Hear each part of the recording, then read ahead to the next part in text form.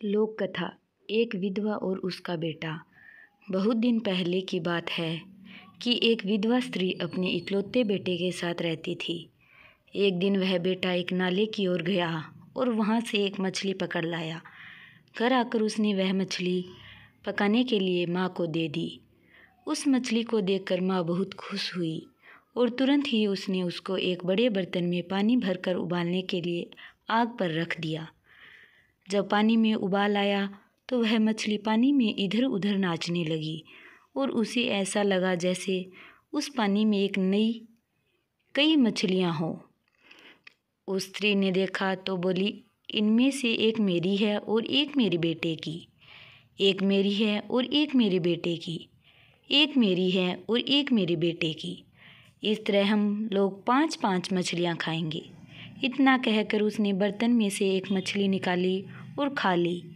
खाने के बाद उसने बर्तन में झांका तो यह देखकर बहुत दुखी हुई कि उसमें तो अब एक भी मछली नहीं थी। उसी समय उसका बेटा घर आ गया और माँ से बोला, माँ बहुत ज़ोर से भूख लगी है, आओ खाना खा लें।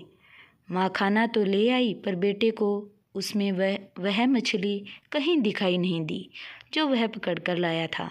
सो उसने माँ से पूछा, माँ उस मछली का क्या हुआ जो मैं लेकर आया था? माँ ने उसे बताया कि वह तो उसने खा ली। यह सुनकर बेटा बहुत दुखी हुआ कि अब वह खाने के साथ मांस नहीं खा सकेगा। उसकी माँ भी बहुत दुखी थी। कुछ ही देर में उसको एक तरकीब सूझी। वह उठी, उसने एक लाल रंग का बीज लिया और उसको मोम से अपने पिछवाड़े पर चिपका कर एक नदी की ओर चल दी जहाँ जंगली जानवर पानी पीने आया करते थे। उस नदी पर पहुंचकर वह नीचे झुककर पानी पीने लगी। तभी एक हिरण वहां पानी पीने आया पर वह उस लाल रंग के बीज को देखकर डर के मारे भाग गया। रास्ते में उसको एक बारहसिंगा मिला तो उसने उसको बताया कि आज नदी पर उसने क्या देखा। पर बारहसिंगे को हिरण की बातों पर विश्वास नहीं हुआ। सो हिरण उसको वह दिखाने के लिए नदी की तरफ ले गया। अब लाल बीज तो कहीं वहीं का वहीं था। सो उसको देखकर वह बारहसिंगा भी डर गया और वे दोनों ही वहाँ से भाग लिए। जल्दी ही दूसरे जानवर, जंगली सुअर, भालू, चीते, बंदर आदि भी वहाँ पानी पीने आए पर वे सब भी उस लाल बीज को देखकर डर गए और भाग गए।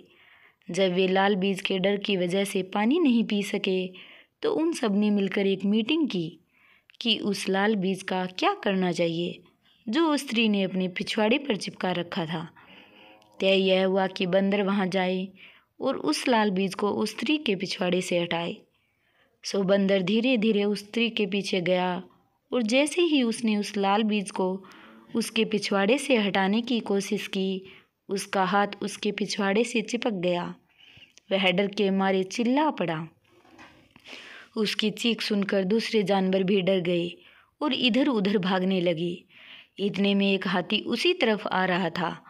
सबको भागता हुआ देखकर वह भी दौड़ पड़ा। कई जानवर इस भागा दौड़ी में मारे गए और कई जानवर उस हाथी के पैरों के नीचे आकर मर गए। उधर भागते समय हाथी का पैर एक बड़े पेड़ की जड़ में फंस गया जिससे उसकी टांग टूट गई और वह भी गिरकर मर गया। वह स्त्री घर गई और अपने पड़ोसियों को बुला लाई। सब लोगों ने मिलकर मरे हुए जानवरों के मांस की खूब दावत उड़ाई।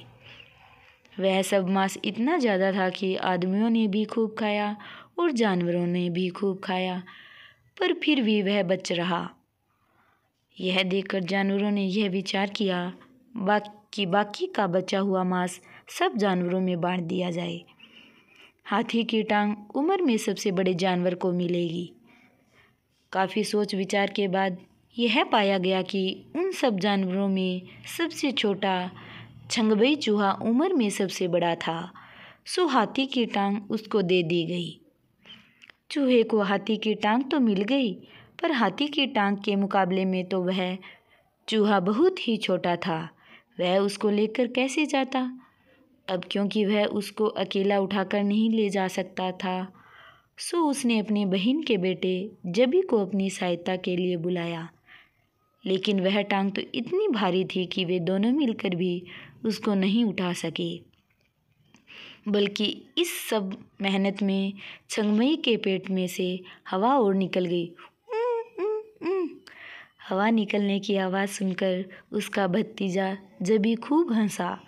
जबी को हंसता देखकर छंगमई को इतना अधिक गुस्सा आया कि उसने उसके पिछवाड़े पर एक जोर का हाथ मारा।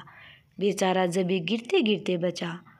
फिर उसने हाथी की टांग के पास ही एक गड्ढा खोदकर अपना बिल बनाया और वहीं रहने का विचार किया। वह हाथी की टांग बहुत दिनों तक खाता रहा।